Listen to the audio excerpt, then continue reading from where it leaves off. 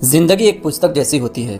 इसमें बहुत सारे अध्याय होते हैं और इन अध्यायों में कई सारे सबक होते हैं और ये सारे अध्याय अलग अलग तरह के अनुभवों से बनते हैं। सफलता और असफलता दोनों से मिलने वाले सबक का महत्व बराबर होता है।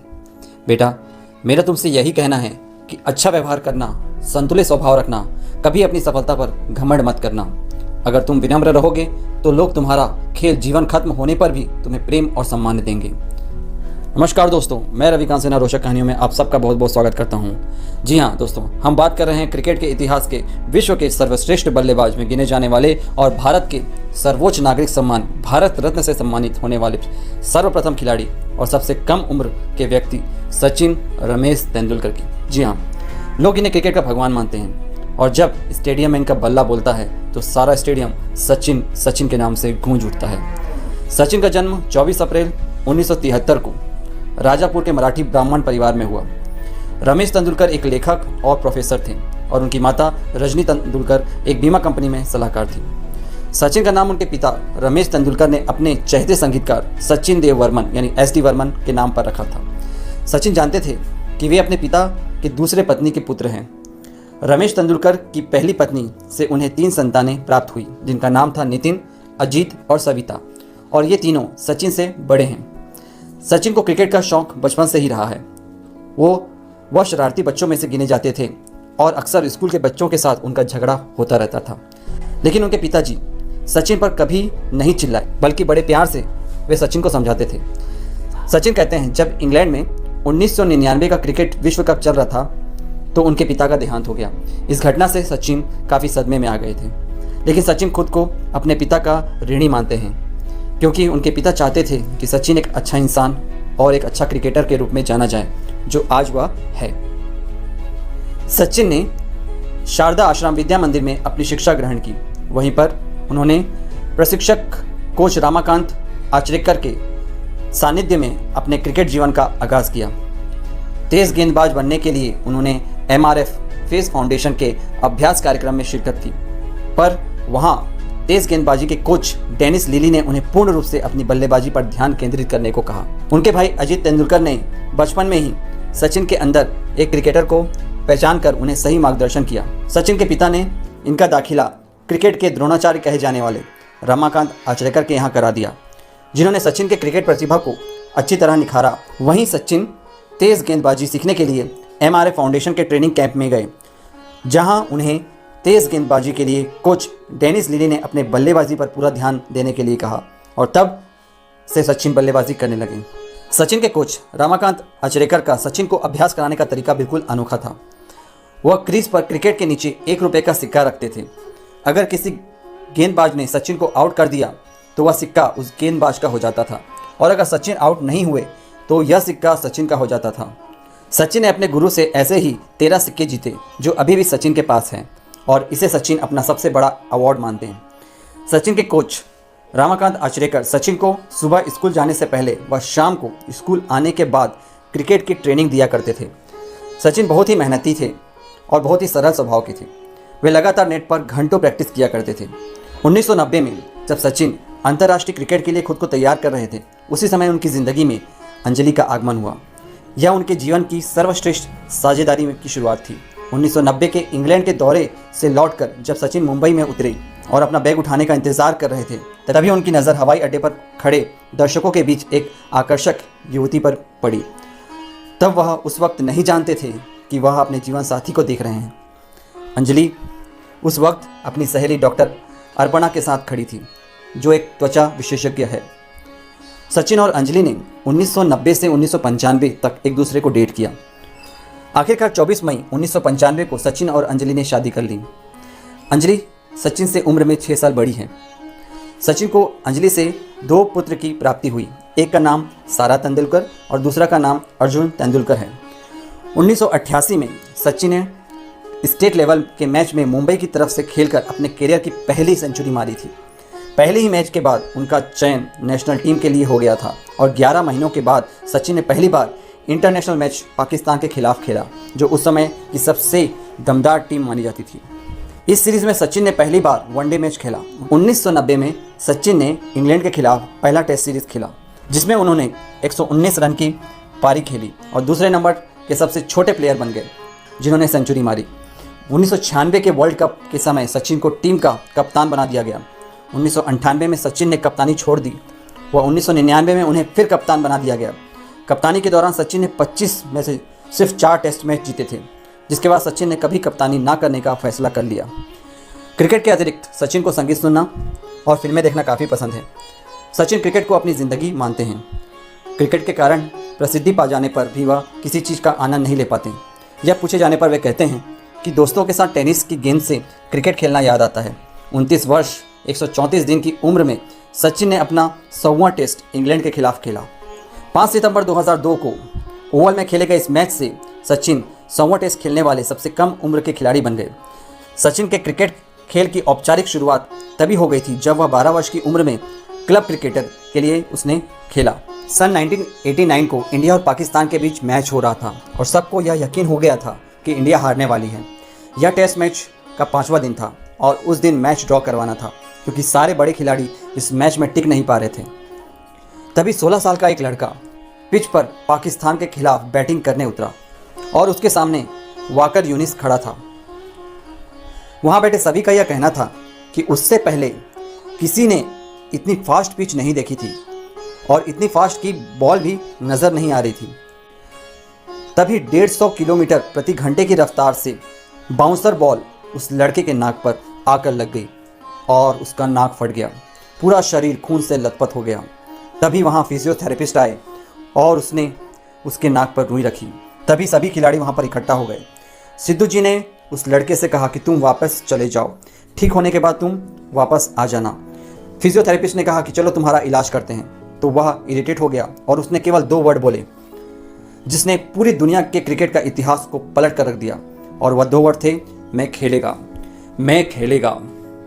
बस 16 साल का लड़का और कोई नहीं, सचिन तेंदुलकर है। उस समय अगर वह पेविलियन लौट जाता तो पूरी दुनिया समझ जाती कि सबको उस पर तरस आ रहा है, सिवाय वो खुद के। घायल अवस्था में सचिन उठा और उसने बल्लेबाजी की और पहली ही बॉल में चौका मारा।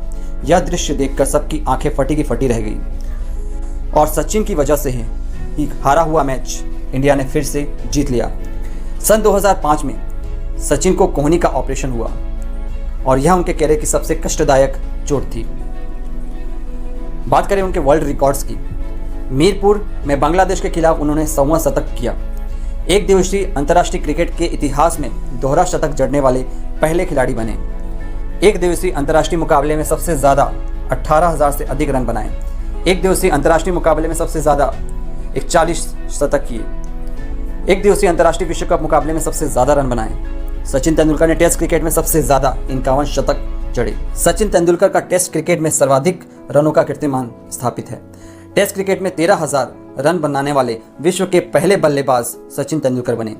एक दिवसीय अंतर्राष्ट्रीय मुकाबले में सबसे ज़्यादा man of the match series उन्होंने जीती। के बारे में कुछ रोचक तथ्य इस प्रकार हैं। बचपन में सचिन फास्ट बॉलर बनना चाहते थे। सचिन 1987 में इंडिया और जिम्बाब्वे के बीच होने वाले मैच में बॉल बॉय बने।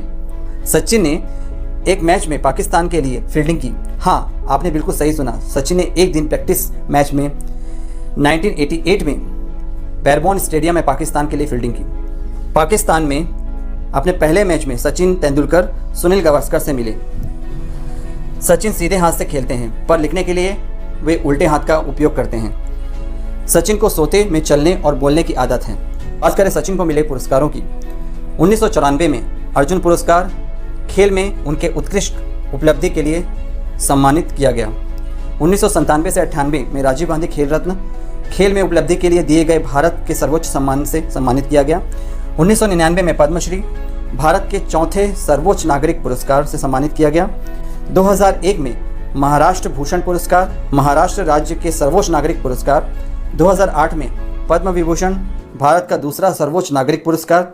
2014 में भारत रत्न भारत के सर्वोच्च नागरिक पुरस्कारों में से एक से सम्मानित किया गया।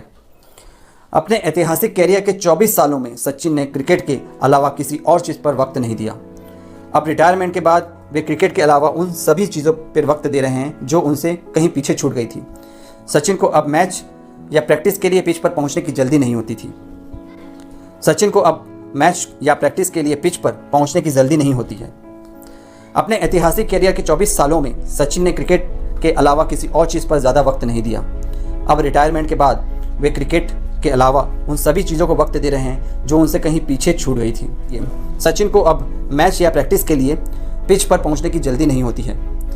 वे सुबह 6:30 बजे उठने के बाद एक्सरसाइज करते हैं और फिर खुद ही अपना नाश्ता बनाते हैं। इसके बाद टीवी देखते हैं और फ़ोन पर अपने रिश्तेदारों व दोस्तों से गपशप करते हैं। सचिन की कोशिश अब अपने परिवार से किए गए उन सब वादों को निभाने की है जिन्हें उन्होंने रिटायरमेंट के बाद पूरा करने को कहा था। अब वे नियमित रूप से अपने बेटे अर्जुन को क्रिकेट की बारीकियां सिखाने में लगे हैं। साथ ही अपने घर पर ही एक्सपर्ट से अपनी पसंदीदा डिश बनाने सीख रहे हैं। सचिन को नेपाली नूडल्स, बन मक्खन और मसाला टी पसंद है। सचिन तेंदुलकर गणेश जी को अपना इष्ट मानते हैं और वे हर साल अपने घर में गणपति जी की स्थापना करते हैं और गणेश चतुर्थी के त्यौहार को वे साल का सबसे महत्वपूर्ण त्यौहार मानते हैं। क्रिकेट के अलावा इनका मुंबई के कोलोबा में एक रेस्टोरेंट भी है जिनका नाम तेंदुलकर रेस्टोरेंट है। सचिन तेंदुलकर भारत के राज्यसभा के सदस्य भी हैं। यह पहले ऐसे खिलाड़ी हैं जिन्हें सबसे कम उम्र में भारत रत्न से नवाजा गया। 2003 में इन्होंने एक फिल्म में मेहमान भूमिका निभाई थी। इस फिल्म का नाम था स्टंप मैन। 2008 में लंदन के मैडम तुसाड के संग्रहालय में इनका वैक्स का पुतला बनाया गया है। सचिन बहुत ही दयालु हैं और वे अनाथालय में और मुंबई में चल रहे एनजीओ में प्रत्येक वर्ष 200 ज़रूरतमंद बच्चों की मदद करते हैं। सचिन को स्मोकिंग करने की आदत नहीं है, पर वे कभी कभी अल्कोहल का सेवन कर लेते हैं। 2005 और 2006 में सचिन के कंधे और एल्बो में तकलीफ थी। उन्हें इतना दर्द था कि वे दर्द से नींद में जाग जाया करते थे। उन्हें कई दवाइयाँ लेनी पड़ी, लेकिन फिर भी उन्हें अपना खेल जारी रखा। दर्द से उनके खेलने की तरकीब में थोड़ा परिवर्तन तो आया, लेकिन उन्होंने फिर भी बेहतर प्रदर्शन किया और क्रिकेट के इतिहास में 39 सेंचुरी बनाई और 4 डबल सेंचुरी बनाई और 89 अर्धशतक लगाई। सचिन हमेशा कहा करते हैं, मैं क्रिकेट में हार से नफरत करता हूँ। क्रिकेट मेरा पहला प्यार है। एक बार जब मैं मैदान में आता हूँ और वो मेरे लिए पूरी तरह से अलग क्षेत्र है और जीतने की भूख हमेशा वहाँ होती है। मैं कभी नहीं सोचता कि मैं कहाँ जाऊँगा या मैंने अपने आप को किसी लक्ष्य के लिए मजबूर नहीं किया है। मैंने कभी अपनी तुलना किसी दूसरों से नहीं की है। मैदान के अंदर और बाहर खुद को पेश करने का हर एक का अपना अपना अलग अलग अंदाज और तरीका होता है। आलोचकों ने मुझे मेरा क्रिकेट नहीं सिखाया और वे नहीं जानते कि क्या मेरे शरीर और मेरा दिमाग में है। मैं इसे बहुत साधारण लेता हूँ। बॉल को देखो और उसे पूरी योग्यता के साथ खेलो। अलग अलग खिलाड़ी जीतने के लिए अपना अपना योगदान देते हैं। यही कारण है कि जीत हमेशा महान होती है। मेरा दृष्टिकोण यह है कि जब मैं क्रिकेट खेल रहा हूँ, मैं यह नहीं सोच सकता कि यह खेल कम या ज़्यादा महत्वपूर्ण है। मैं बहुत दूर की नहीं सोचता हूँ। मैं खिलाड़ी हूँ, राजनेता नहीं। मैं खिलाड़ी हूँ और वही रहूँगा। मैं क्रिकेट छोड़कर राजनीति में नहीं जा रहा हूँ। क्रिकेट मेरी ज़िंदगी है, मैं उसी के साथ रहूँगा। ये थी दोस्तों सचिन तेंदुलकर की खूबसूरत कहानी, उनकी जर्नी। उम्मीद है ये कहानी आपको काफ़ी अच्छी लगी होगी और अगर अच्छी लगी हो तो इस चैनल को सब्सक्राइब करें, लाइक करें, कमेंट करें, शेयर करें और बेल आइकन पर क्लिक करना ना भूलें ताकि आने वाले वीडियोस के सारे नोटिफिकेशन आपको तुरंत मिल जाएं। तब तक के लिए मुझे इजाज़त दीजिए। Thank you so much for watching. Have a nice day.